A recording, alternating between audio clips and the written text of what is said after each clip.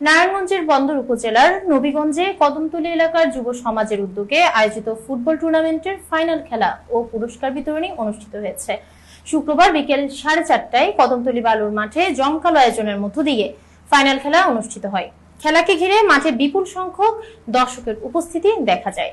অনুষ্ঠানে প্রধান অতিথি হিসেবে উপস্থিত ছিলেন মুসাপুর 1 নম্বর ওয়ার্ডের মেম্বার পদপ্রার্থী হাজী মোহাম্মদ স্বপন। যুবদল নেতা রানার সভাপতিত্বে বিশেষ অতিথি হিসেবে উপস্থিত ছিলেন নারায়ণগঞ্জ মহানগর যুবদল নেতা মোহাম্মদ হাবিবুর রহমান মাসুদ ও 24 নম্বর ওয়ার্ড কাউন্সিলর প্রার্থী সজীব আহমেদ। এ সময় স্থানীয় ব্যবসায়ী ও গণ্যমান্য ব্যক্তিরাও উপস্থিত ছিলেন। প্রধান অতিথির বক্তব্যে হাজী মোহাম্মদ স্বপন বলেন, খেলাধুলা তরুণদের মাদক ও অপরাধমূলক কর্মকাণ্ড থেকে দূরে রাখতে গুরুত্বপূর্ণ ভূমিকা রাখে। তাই যুব সমাজকে খেলাধুলায় সম্পৃক্ত করতে এ ধরনের আয়োজন আরো বাড়ানো প্রয়োজন। খেলা শেষে বিজয়ী দলের খেলোয়াড়দের মাঝে পুরস্কার বিতরণ করা হয়। বিজয়ী দলের জন্য পুরস্কার হিসেবে দেওয়া হয় 32 ইঞ্চি এলইডি টিভি।